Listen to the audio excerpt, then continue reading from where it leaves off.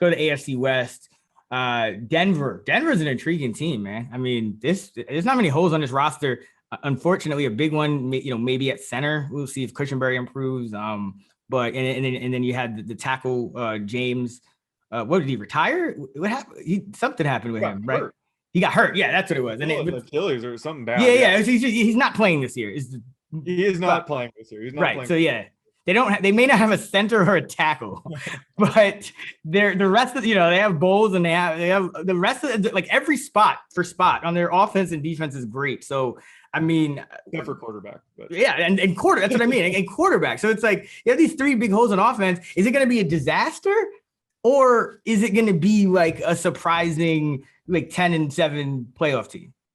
Like it just, because that affects how we project these guys. Cause it's like, if this is a good team, then these running backs, it's great for them, but the receivers are shaky. If it's a bad team, then we look at the receivers even more. Right. And so, I mean, how much of a percent chance are you giving Aaron Rodgers being their quarterback? I like, at this point, like 5 or less at this point. Yeah, it's in that range. It was higher, I think, a couple months ago, but it's so hard to say. I'm just kind of going forward with what they have. Yeah. In projections. So yeah, right now I have Drew Lock projected for 9.5 games started and Teddy Bridgewater at 7.5 to account for all 17 games. I've basically given up hope that Aaron Rodgers will be coming here. But I guess the interesting thing, and when it comes to projections, is like, which players do you think benefit from Drew Lock under center, and which players do you think benefit from Teddy? I think that no one benefits from anybody because I just don't think any of these guys are very good. I do think, all right, if Lock starts, I don't think the team wins as many games. So right. I think the receivers benefit because he'll turn the ball over and thus they'll need to throw more, I think, and get like more garbage time fueled or comeback fueled production. Whereas I think Teddy is like your standard game manager. You don't plan on throwing the ball more than 30 times with him unless you have to type quarterback. But with Locke, I think you kind of want to let it rip and see what he's got. And, but I think the defense will be good. So I think, we have to talk about the running backs because they draft Javonte Williams and actually let's leave that for the prop. Let's talk the receivers. Cause what do you make of Sutton coming back, going wide receiver 32, Judy entering year 2, he can make a leap, but he had a pretty inefficient year. He's at 38 in terms of wide receiver ADP. Then you have Tim Patrick, who's probably the best one last year. He's at 95. And then KJ Hamler, who was promising last year, is down at 113. What do you think of this wide receiving core? All right. So, yeah, for the Broncos receivers, I think Jerry Jeudy is the guy who would target ADP. I think he'd be one of the guys that would benefit the most from Teddy Bridgewater playing the most games under center. Teddy tends to be less aggressive and just hit the open receiver, which I think Jerry Jeudy is that guy. He's a really good route runner. Drew Lock a ton of times last year just ignored Jeudy running wide open, which is pretty annoying. So I think, Teddy will help boost his value. So that's why I'm monitoring that quarterback situation closely.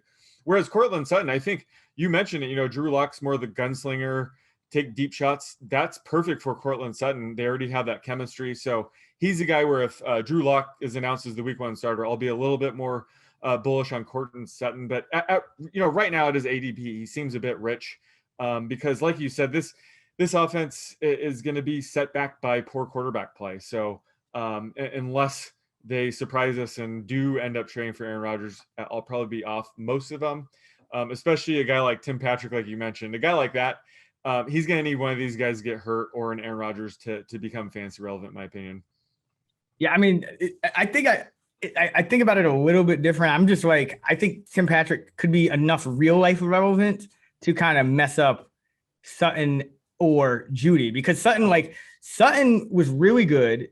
He was kind of shaky and then he turned really good, but then he got hurt. But then in Jeudy, it's like he was bad enough that like I still do worry about him. You know what I mean? Like even though he should take a year 2 leap, even though there's a possibility that Locke is not the quarterback.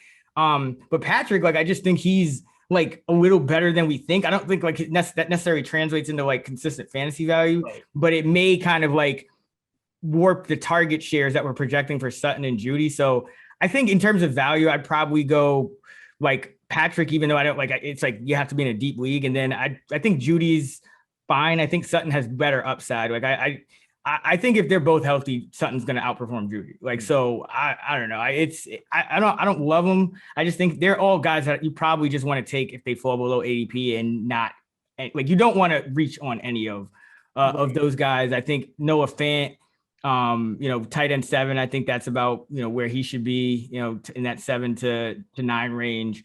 But let's talk about the running backs and let's do it through your prop. Yeah, so my prop for running back, it's pretty straightforward here, is who's going to score more fancy points in week 1, Javonte Williams or Melvin Gordon. I think just get straight to the point here. Week 1, Gordon, but in the season, it's almost a toss-up. I think it's tough to project because I know we both kind of start with like per game averages and kind of, project those out to, how many games we think they're going to play. But I think Gordon, gets the veteran, like, week 1 start. I think he's still going to be heavily involved. I think Williams starts in that Winsy kind of, 30 to 40% share, but Williams may very well be the more talented back, even in year 1. We know running backs don't take time to really acclimate. It's kind of what you see is what you get. So I think over the course of the year, I would worry about Gordon in like a best ball format, because I think he, has the potential to kind of decline as the year goes on. Yeah, I'm with you on that one.